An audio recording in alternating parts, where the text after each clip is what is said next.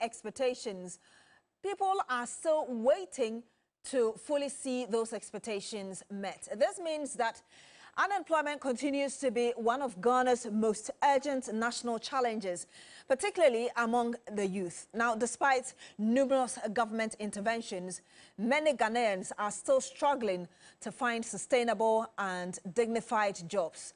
This tonight on Agenda is what we want to delve into and ask relevant questions as regards the way forward. Hello, good evening, and welcome to Agenda.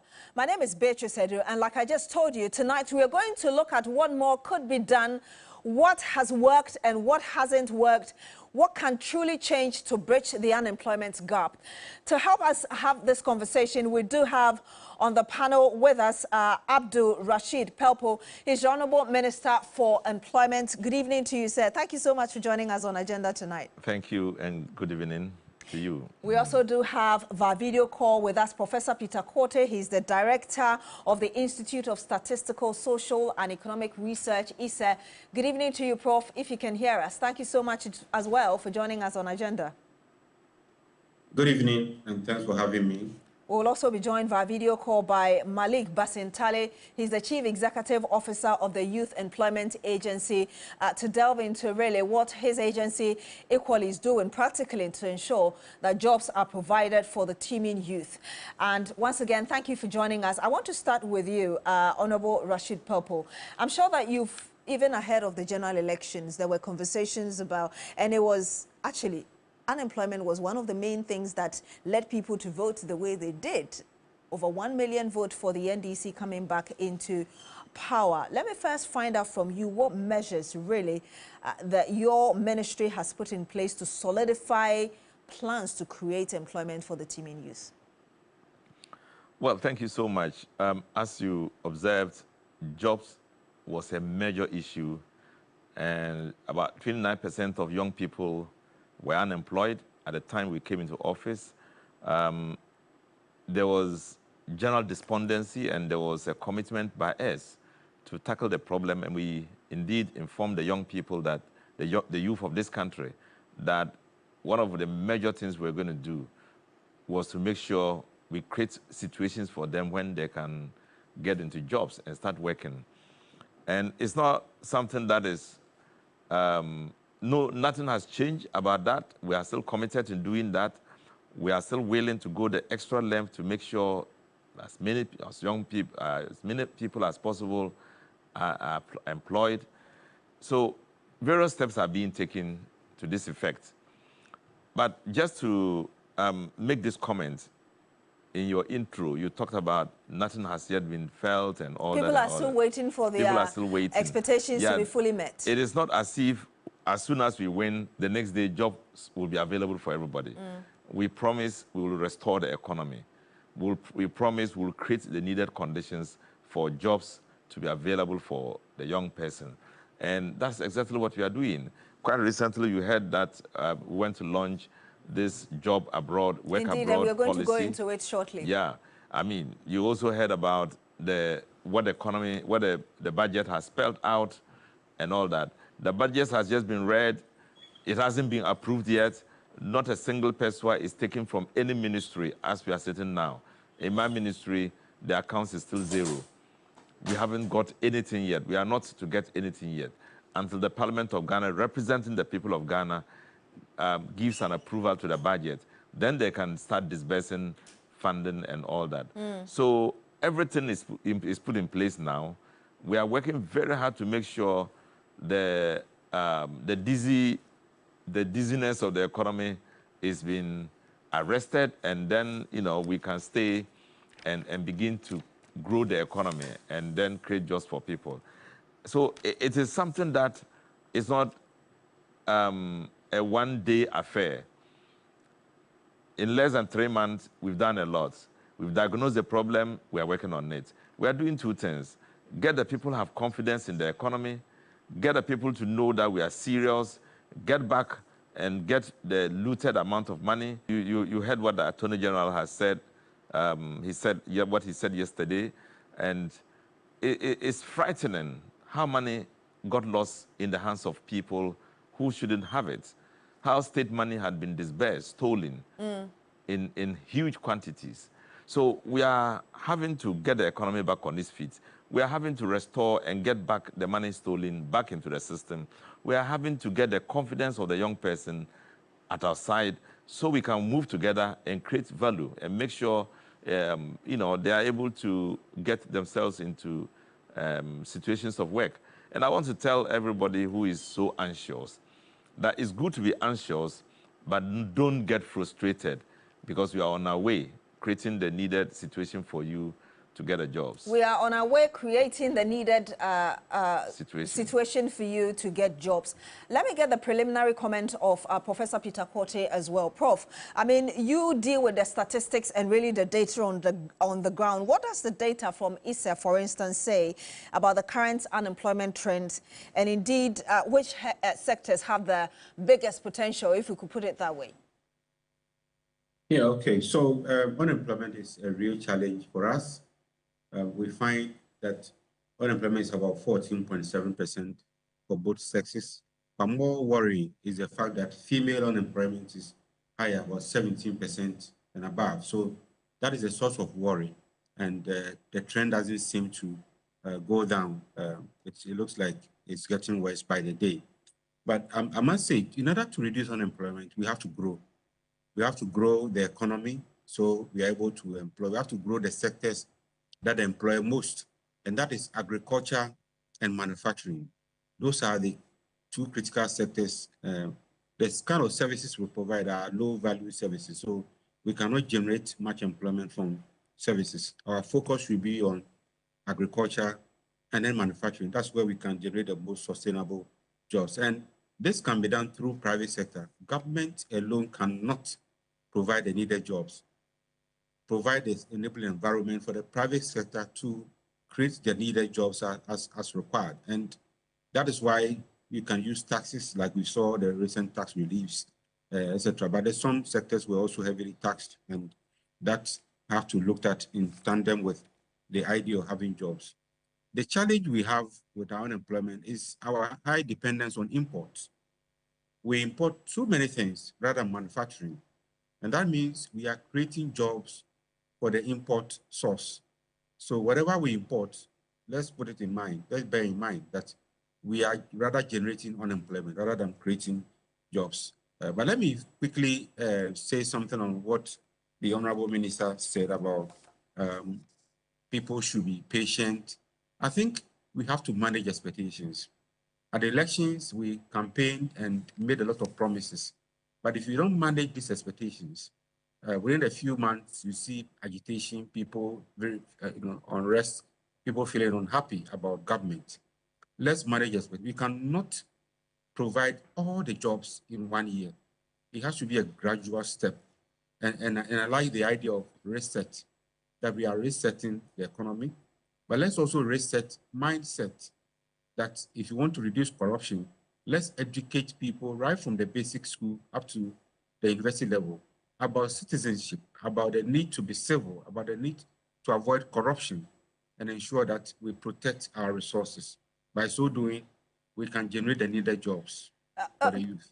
Prof, do I hear you say that this is not the time for the government to be telling the people to be patient, and that perhaps should have been said during the elections? Despite the fact that the minister said that it's not like the moment you get elected, immediately you can create the jobs that the people need. Exactly. So that should have been said. I mean, when we are campaigning, I think we should have managed how we campaign. But nevertheless, where we find ourselves now, I think we should manage expectations. Yes, government is doing what it can, or what it could to generate jobs, but that cannot have been overnight. So let's start the conversation. Let's assure people that we are doing what we can, but it will take some time. We cannot generate all the needed jobs overnight. The structure of the economy hasn't changed.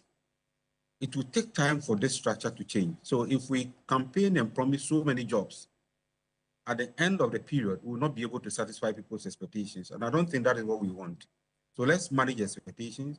Let's continue doing the reset agenda or doing whatever we have earmarked to do.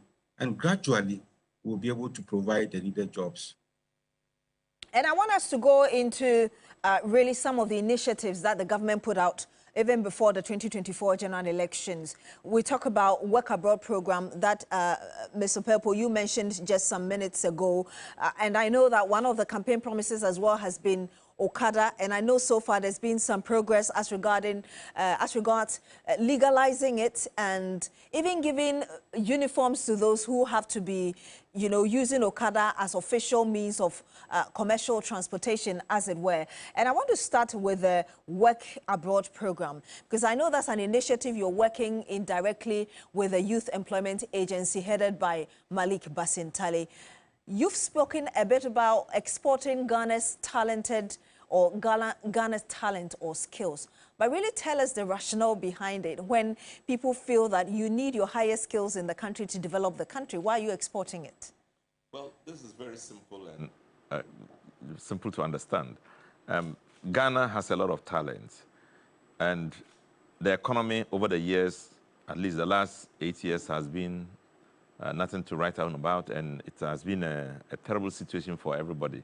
So you train the talents, you give them the capacity, and they have nowhere to fit.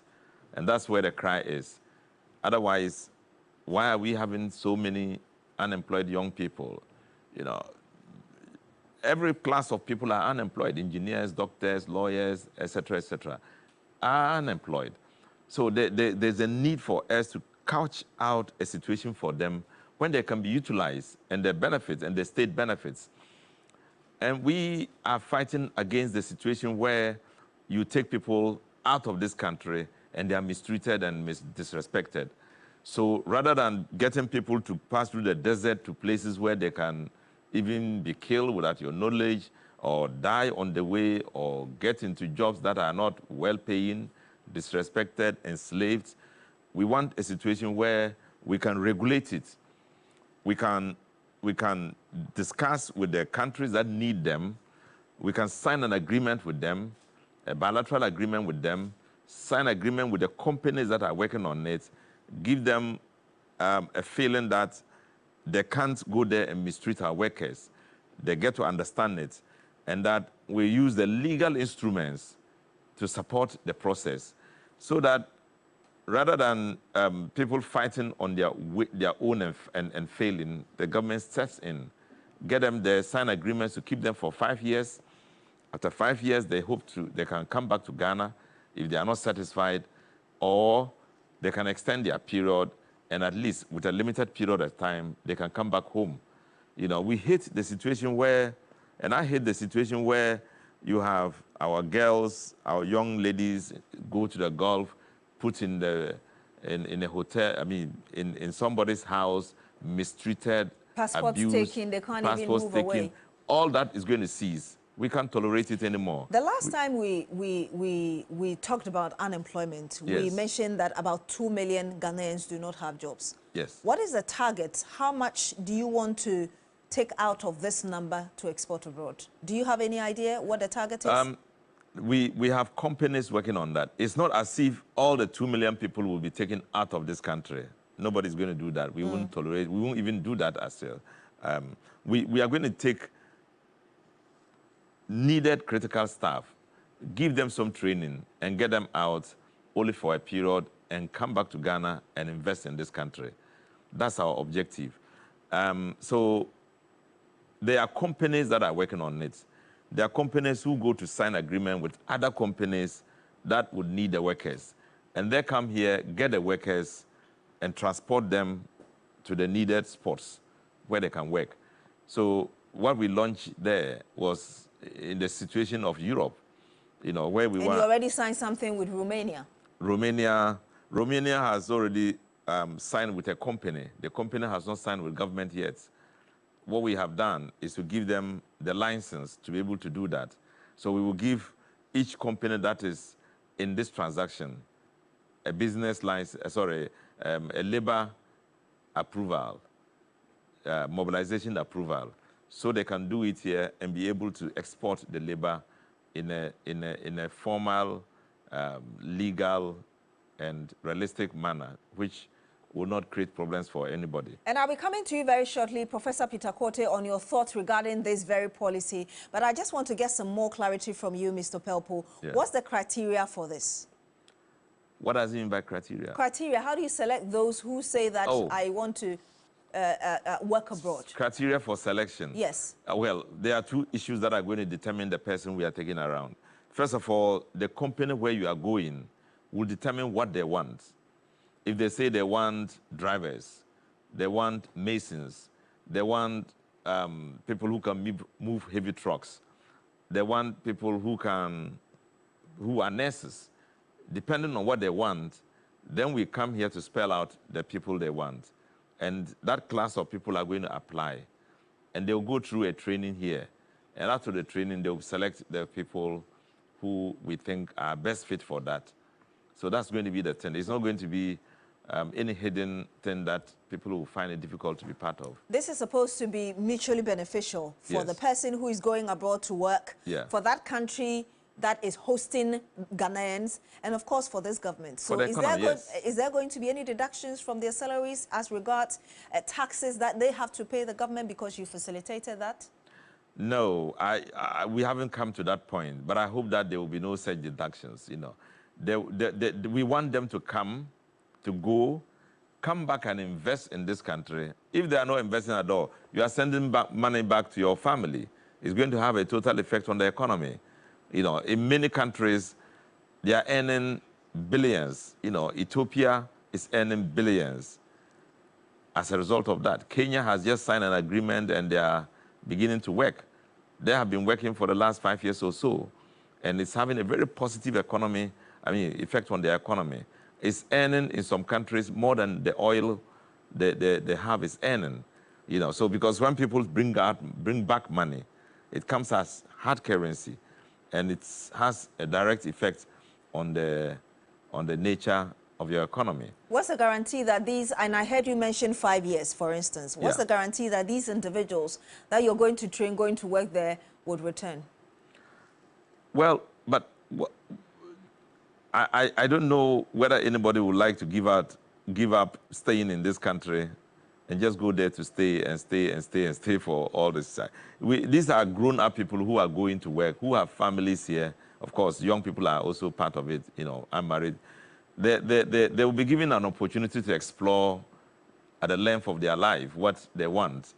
And for us, when you sign with a company and the company doesn't need you anymore, what will you be doing there for? We expect that you come back. I asked that question because in your intro, you mentioned that there's despondency before the elections. Yes. Which is why the youth of this country voted massively for the NDC and why you're in government. There are people who just feel that things don't work here. And so the moment they get the opportunity, they don't want to look back.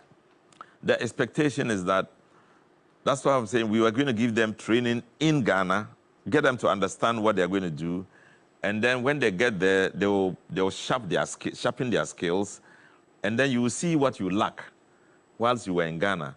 You will know that, look, if I had this skill in Ghana, I wouldn't have traveled. You will be in a hurry to come back. The day we were launching the program, the Romanian, one of the consultants from the Romanian enclave, he made a speech, and he said, several years ago, Romania was traveling to other European countries to work, just as Ghanaians are traveling to Romania and other countries. And that when we did that, we thought that our people were going to stay forever. But after several years, we saw them coming back and they are investing. So even if they don't return within the 5 years, you still hope that they will eventually return and invest in the country? To become, a lot of people who travel out of the country are yearning to come back. I had an opportunity to go to the United States. And when I went there years ago, I met my constituents. All the people from West Central, I called them together in Boston. And then we met. Many of them said they wanted to come home. They had seen enough of the United States, and their expectation was to come back home and invest in Ghana. Thank God, some have come back. They haven't gone back. I mean, when people go out and they get the sense of making money, you don't tell them, but they want to come. You can't leave Ghana and stay elsewhere and be comfortable and happy. Ghana is a wonderful country. So what we are doing is to give them the skill, the capacity, improve their outlook on life, understand what they can do to boost the income of their families and themselves, and then they can come back by helping themselves. They help grow the economy as well. And I want to come to you, Professor Korte, before I continue. Prof, what's your overall understanding of this initiative and how you think this would eventually contribute to the economy? Well, I think it's a laudable one. It's not new. The Philippines, for instance, they export nurses to the US, UK, US, etc. Prof, sorry to interrupt you. If you can lean back a little bit, just so we can get, it's excellent now. Please go ahead. Yeah, great. So what I'm saying is, it's a laudable idea, but it's not new. The Philippines have been exporting nurses to the UK, US, and making so much money out of it. And other countries, even in Ghana, some time back, we had what we call the secular migration, where people move for 1 year, 2 years to the Netherlands. There have been times where the Netherlands government has approached government of Ghana for butchers, for instance, and sent 20 of them. They approach for electricians, carpenters, But it's been on a small scale. I think if we want to do this in a much more organized manner and on a larger scale, that's a good idea. What I urge the minister and his people to do is to have a comprehensive policy to guide this. Otherwise, if you think people will return because they love Ghana, and you'll be disappointed, the system will crash. It will get to a point those destination countries will opt out of the system. Many of the young people have lost faith in the country. I travel around, I meet a lot of Ghanaian students who have vowed not to return. And many are those, if you interview them, they will tell you they want to get out of the system. So you want a system where they will go and come back. That's why we use bonding, that you bond them that they have to return. Then another group can also go. Otherwise, left to them, many will not come back, and you can't guarantee their return. Romania, as we speak, their per capita income is over $21,000. That's Romania's per capita income. So if you are bred in Romania and you go elsewhere, you will love to come back. Our economy is not in a shape where many young people would voluntarily like to return. And therefore, let's have a comprehensive policy that will guide us, that will make people return. And then others can also get opportunity to go. Over time, when our economy improves, we'll have voluntary return, and that then can make the system sustainable. And indeed, I wanted to ask you this as well. One of the main aims of this whole idea is to reduce unemployment. To what extent? I mean, I know you work with the Ghana Statistical Service, even your own institution as well.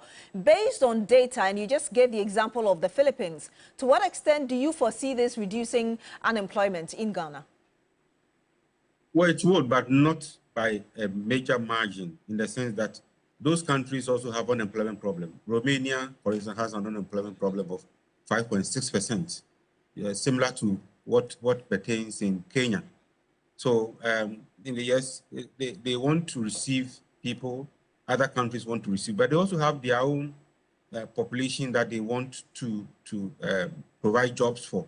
There are certain skill shortages, like nurses, doctors.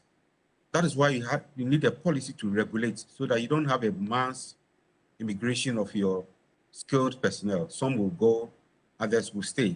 And then if you have a policy to retain or return, and also maybe make them pay some token or contribution, you can use that funds to train more. And so it doesn't all become a drain on the national kitty. Yes, they will send remittances, etc. But these are private returns. If I send remittances, it's going to my family to put up a house or educate my family. Government also has to recoup something. So let's have a comprehensive policy. I believe if we do this very well, it will gradually lead to a reduction in unemployment. But for me, the major thing to do is to create more jobs through manufacturing, through adding value to agriculture. We have to look within. We cannot continue to export. We can't export all the excess labor force. The majority have to remain here and work to sustain the economy.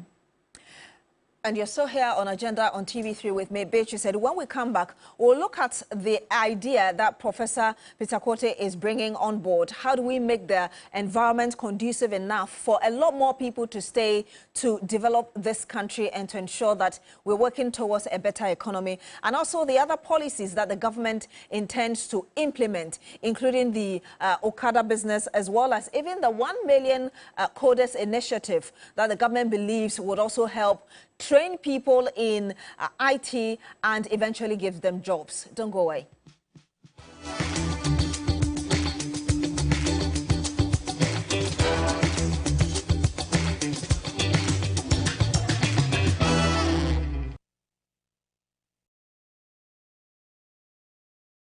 Hello, Ghana, Africa, and the rest of the wonderful world. My name is Johnny Hughes, host of 3FM Sunrise and Johnny's Bite.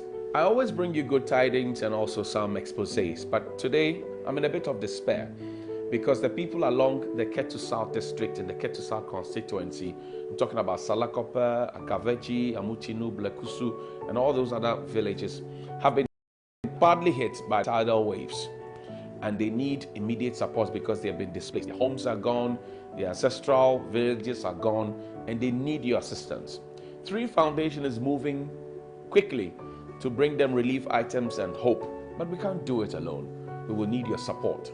And that's why we want to kindly ask for you to join us in this effort to restore hope and also to save lives. Please donate generously into our Zenith Bank account, Kojo Thompson Road.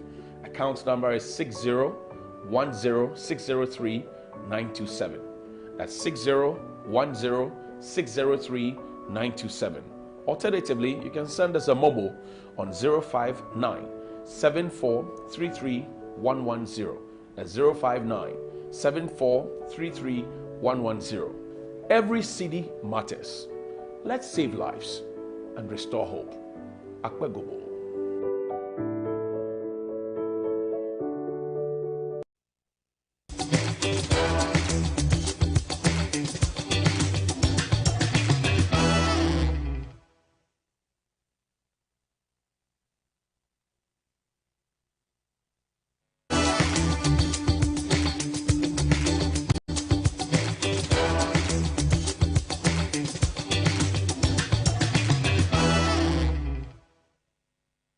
And you're still here on Agenda on TV3. My name is Beatrice Adu. We are talking about bridging the unemployment gap and the need for the youth of this country to see that indeed something is being done regarding creating the jobs they need so they are able to sustain their lives and their families as well. We have in the studio with us Rashid Pelpo. He's the Minister for Employment, and he's giving us some more information as regards the policies of this government in creating sustainable jobs for young people in the country. We also do have with us via video call Professor Pitakwote, who is the director of ISE. We're still waiting for Malik Basintale, who is the Chief Executive Officer of the Youth Employment Agency, to join us to really tell us what his bit is also doing, his office is also doing to ensure that we're able to deal with this problem. But I want to come to you, Mr. Rashid Pelpo. I mean, we've already talked about the fact that Romania, at least, is the first country to show interest and even to take the steps towards this. How soon do we hope to fully roll out this initiative? Well, first of all, Romania is what has come out very clearly now, but other countries had taken the lead. For example, Korea, you know, they came insisting and asking us to permit them to start the program even before the launching, and we eventually had to permit them. But before that, let me just tell you how statistically some other countries are benefiting out of this. In 2022, at the end of 2022, these are the benefits from countries, top 5 countries. Before you give us the statistics, Korea, yes, we know it's divided into North and South. Which of the 2 Koreas are you referring to? South Korea. South Korea. Mm-hmm. Yeah. By the end of 2022, these are the benefits in, you know, migrant workers for these various countries. India alone attracted $100 billion from people going out from India to go and work. The economy attracted $100 billion. Mexico attracted $60 billion. China attracted $51 billion. The Philippines attracted $38 billion. Egypt, $22 billion. We have Pakistan, 29, and, you know. So these countries are conscious about what it is to send their citizens out and are conscious enough to monitor the income levels as they went on. We don't want a situation where we have everybody, you know, stowing away, running through some places, going to hide to work, use somebody's papers to work, and eventually earn nothing, staying there for 5 years in order to get permission to start working and all that. You get there, you land there, you are permitted, you start working, you start earning as much as others, and then you get back, you know, happy that you have attained something. But you are talking about the plans we have. To fully roll it up. To fully roll this thing out. Yes. It's going to be in a very formal way, organizing all the companies that are involved in it, registering all the companies, knowing their capacities and their strengths, and then getting them to inform us the number of people at each point in time they are able to send out of the country. So when they bring the list, we examine the list, we tell them how the process of getting them, we follow the process until they exit. So it's not going to be any complicated matter, but it's going to be a very, something that is going to be with an oversight. Should we expect that this will be fully rolled out this year? Yes. It will be very, fully very rolled soon. out this It will year. be rolled out. Within 2 months, things will start happening. Within 2 months from March? From March, things will start happening. Now, we have South Korea, we have Romania. Which countries, aside from these two countries, is the government considering exporting talents to? The Gulf countries have come. We placed a ban on them, but now I'm thinking that we could allow them, but no longer maids, to go and stay in somebody's house.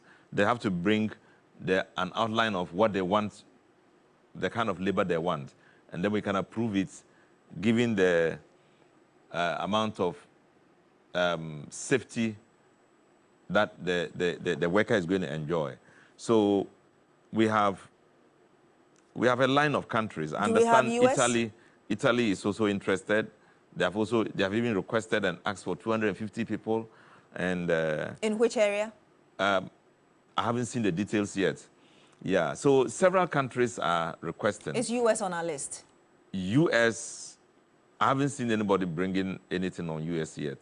Yeah, but of course, US is always on the list of everybody. They want they are going around every country and taking the kind of labor they want. But you know the current diplomatic issues there. Donald Trump is already exporting or deporting people who are not documented. But that's why we want to avoid that.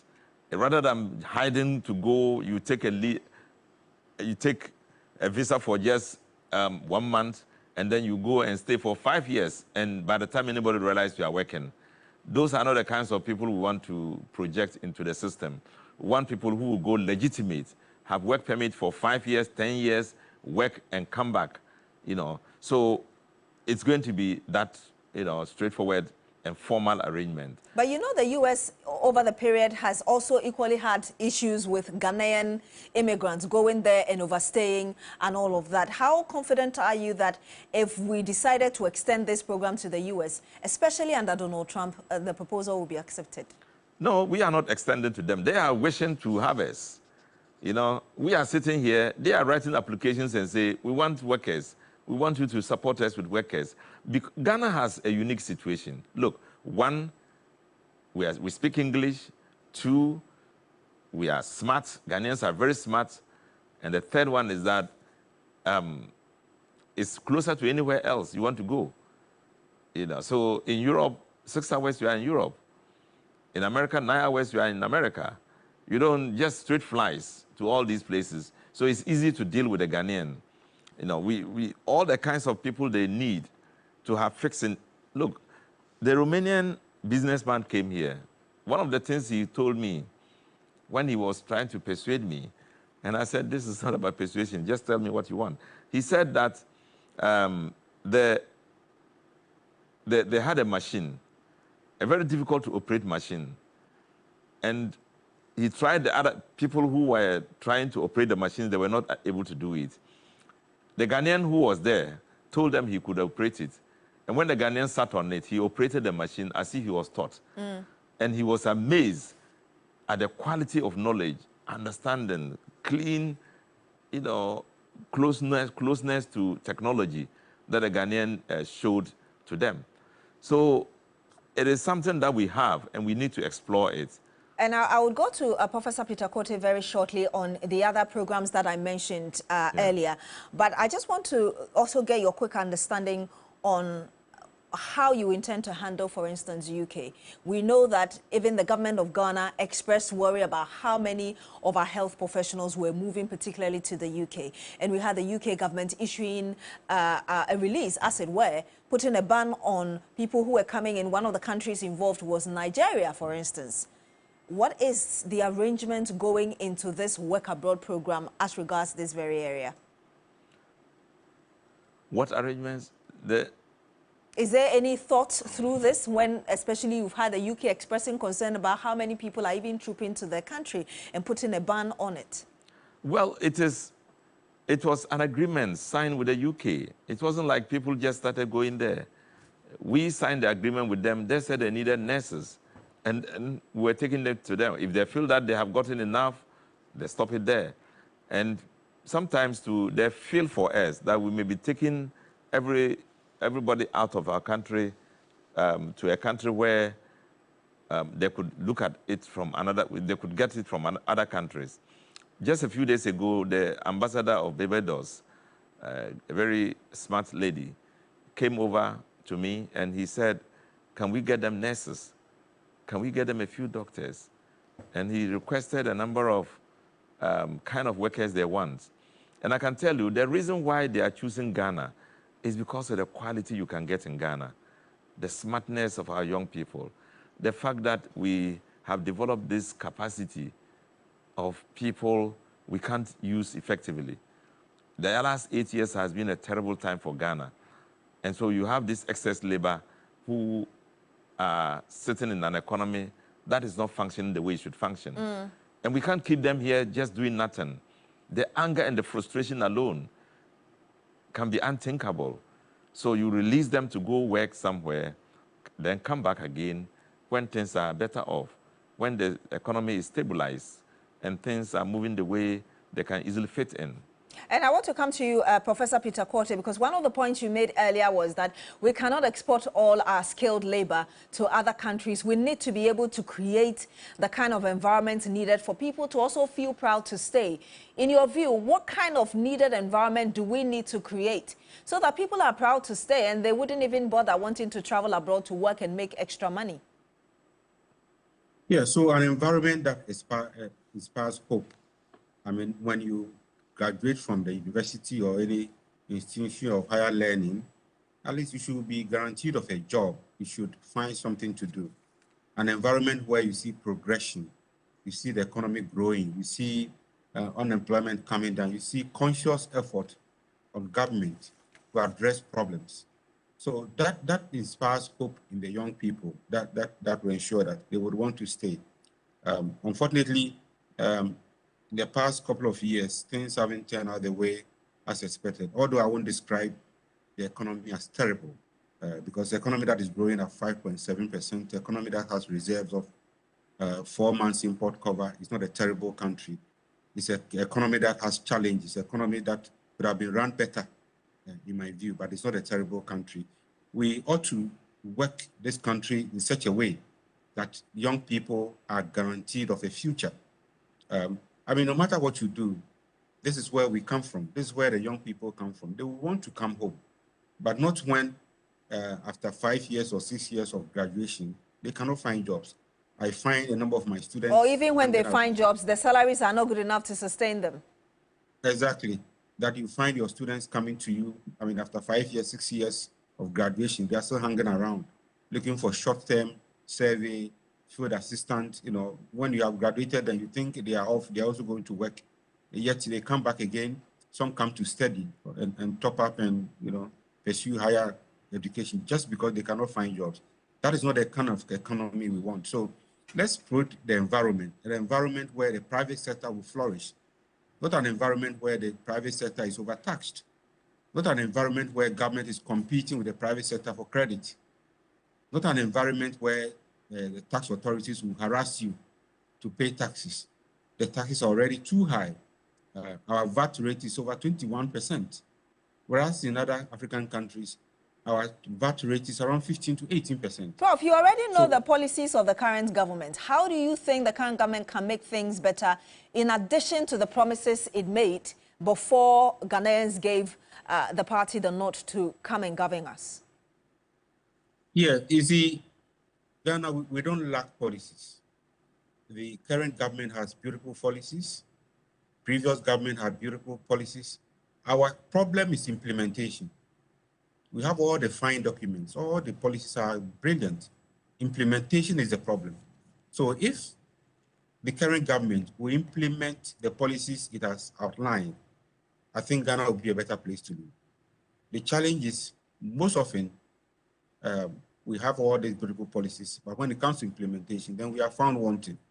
We are not able to, because of sometimes politics, because sometimes we cannot bite the bullet. That is why we bring in the IMF to help us do the things that we are supposed to do by ourselves. So if this government is able to implement the policies it has outlined, including this current one of work abroad policy, I think it will be but we need proper, and I will use your medium to appeal to the minister.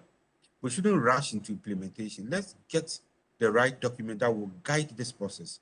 And he will be one of the finest ministers Ghana can have. But if he rushes to get this out, I tell you, we'll have challenges and it will derail the outcomes. And on this note, I wanted to move to the next one before we come back to Mr. Pelpo on the initiatives to create jobs for people. I'm sure you are already aware of the National Entrepreneurship and Innovation Program, the NEIP. One of the main cries of any government that comes to power is that the public sector wage bill is just so huge. And so we need to be able to encourage people to be entrepreneurs, to want to create jobs for themselves, rather than finishing with their schools and waiting for the government or the private sector to employ them.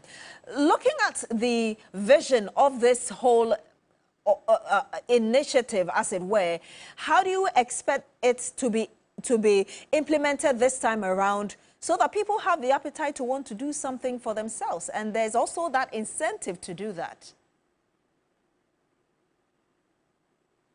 Hello, Prof. Hello? Yes, did you hear the question? No, sorry. Yeah, so I was asking you about the National Entrepreneurship and Innovation Program, the NEIP, and the fact that we've had governments upon governments complaining that the public sector wage bill is too much.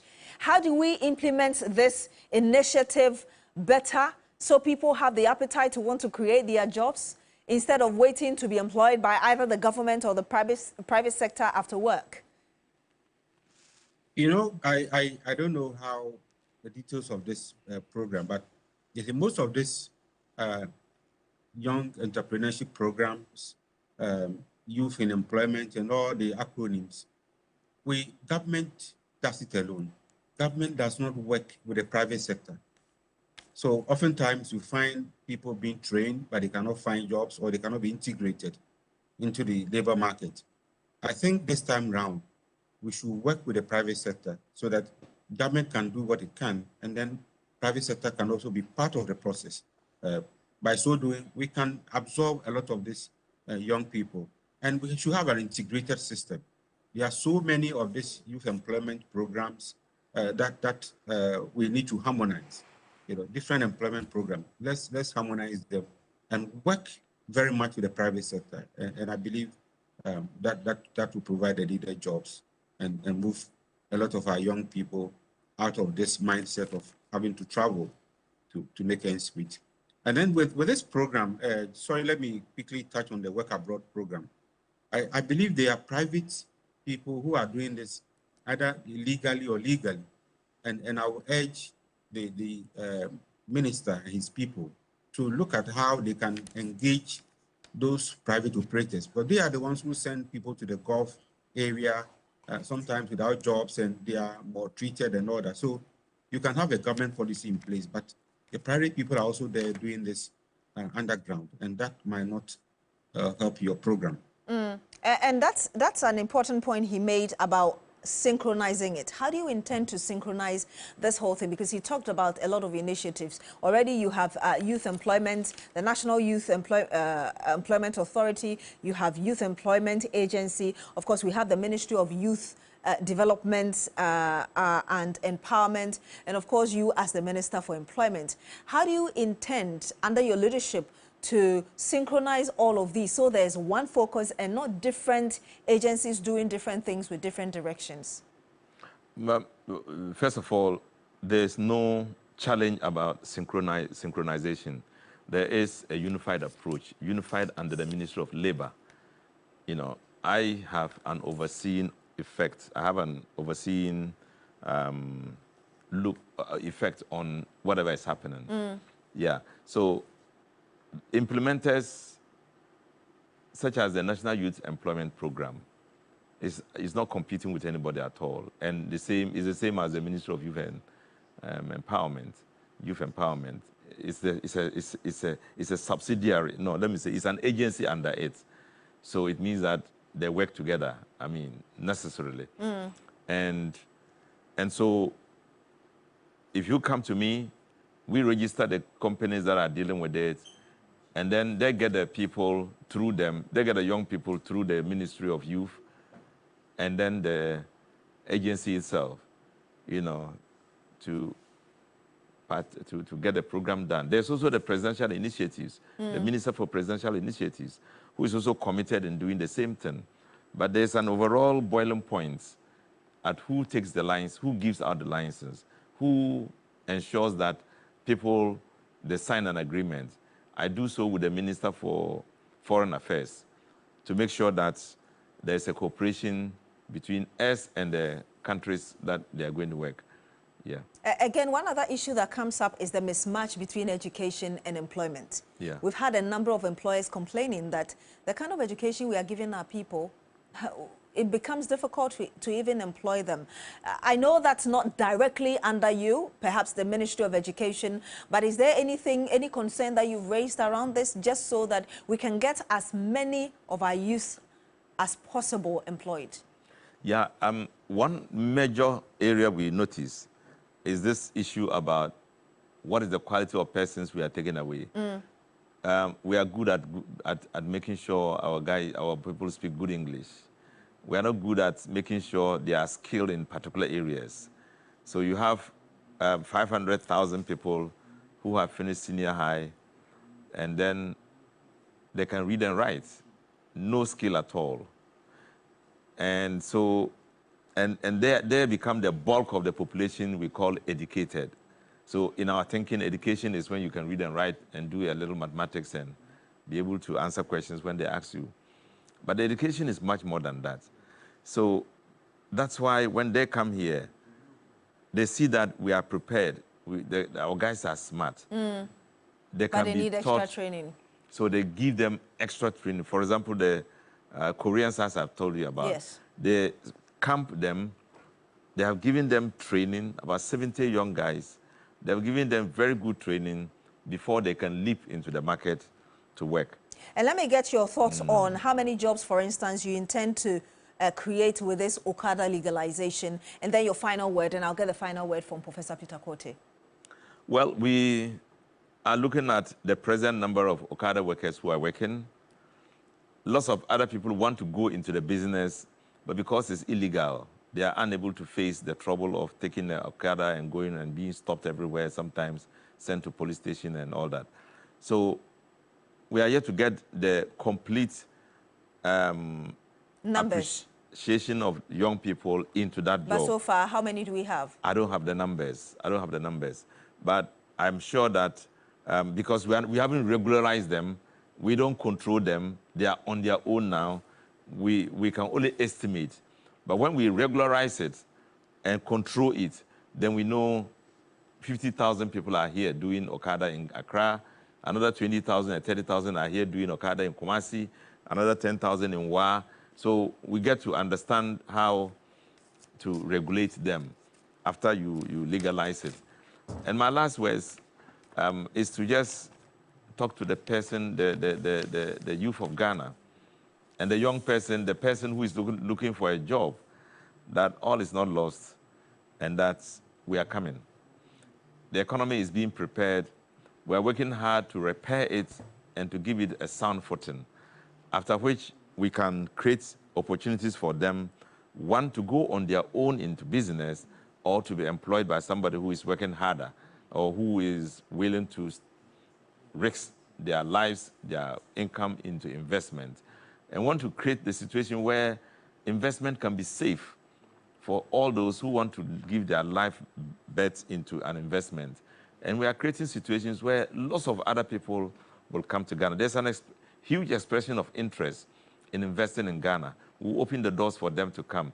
Once there is increased investment, joy will come because there will be opportunity for them to be employed. And let me get your final word, Professor Peter Kortey. And if you could also chip in about this 1 million coders program that is supposed to train people on IT, and really how you think that could also help deal with the problem. Prof, your final word. The education, yes, we train people, but when it comes to the job market, they are found wanting. It's just because we don't provide opportunity for internship. Where I educated, the majority of the students get hands-on, but we don't do that. So again, I'll urge the minister and the other ministries to try and create that opportunity. Perhaps some tax relief or some incentive for businesses that provide intensive opportunities for students.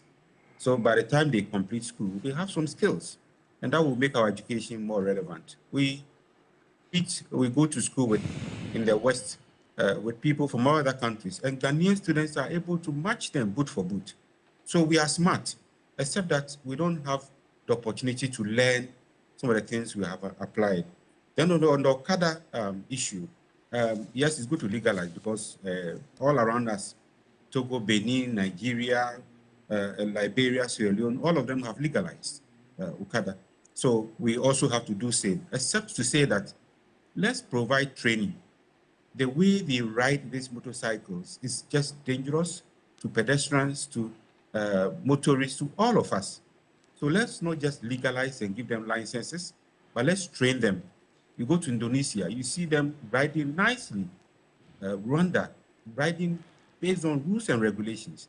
Let us do that rather than just providing them with license to continue driving on walkways and pavements and all kinds, driving against traffic, etc.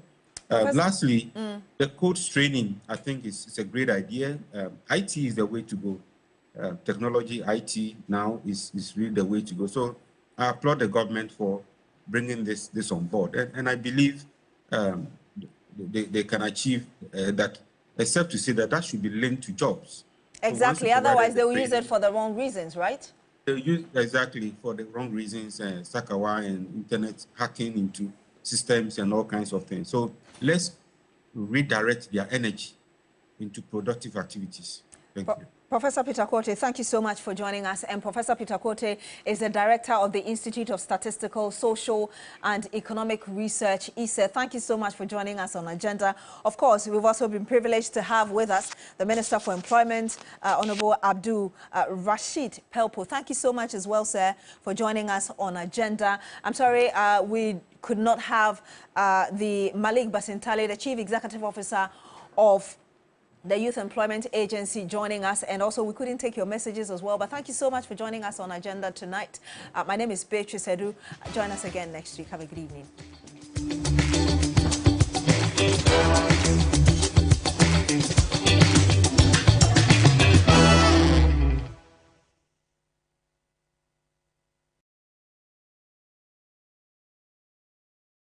When the sun rises, there is hope.